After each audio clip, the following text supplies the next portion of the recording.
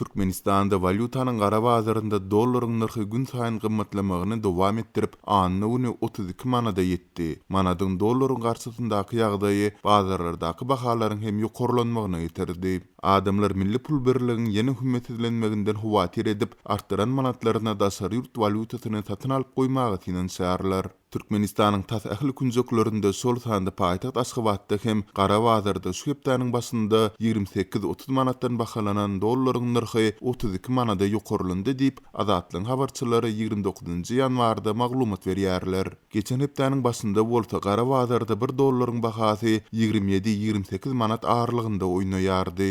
Sol bir wagtda Azatlyň lebapda habarçysy bilen tökbetde bolan yerli valyutaçylar dollaryň 40 manada çelini hem göterilip biljekdigini duýdurýarlar. Gara bazarda dollaryň narhy günüň dowamında 3 gezek hem üýtgäp bilýär. Adamlar manadyň has hem hümmet edilenmeginden huwatirlanyp, artdyran manatlaryna dollar satyn alýarlar diýip, howpsuzlyk aladalar sebäpli adynyň eferde tutulmagyny itlemedik. Türkmenabadly ýaşaýjylaryň biri habarçymyza gurrun berdi. Gara bazarda dollaryň hökümetiň 2015-nji ýylyň ýanwarynda kesitlen 3,5 manat kursundan 9 eseden hem aşy götürilmegi aglaby haritlaryň gymmatlamagyna sebäp bolmagy bilen birlikde günübirin sowda gatnaşyklaryna hem öz oňoýsuz täsirini ýetirdi. Azatlyň habarçylary gymmatçylygyň we gyçylygyň arasynda bazarlarda dilekçilik edýän adamlaryň zirdibilçiliklerini döwrýän aýallaryň we çagalaryň görnetin köpelendigini hem habar berýärler.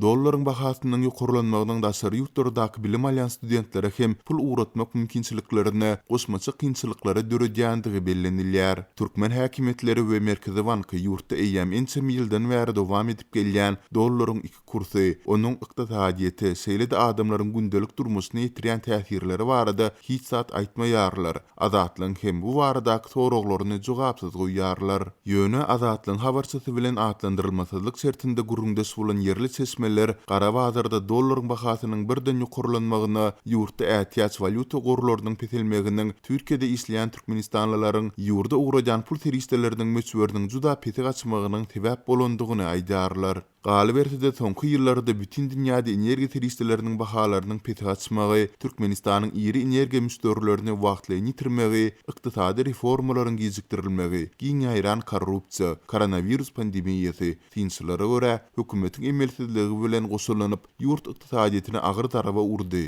Ýylat garaşsyzlyk ýyllarynyň iň agyr ykdysady kynçylyklarynyň biri bilen ýüzbe-ýüz galdy. Türkmenistanda valyutanyň gara bazarynda dollaryň bahasy 2020-nji ýylyň soňky çäreginde oýnap başlady. Noýabryň ortalarynda ilk başda 23 manat töwereklerinde bahalanan dollar 23-nji noýabrda 25 manat 50-60 teňe, dekabryň başlarynda ilki 27 manat 40 teňe, soňra 28 manat 60 teňe çelini ýokarlandy. 9-njy dekabrda 29 manada çelini ýokarlanan dollar soňra birden 25 manat 80 teňe çelini aşaklap başlady. Ýöne durnukly baha saklanyp galmady.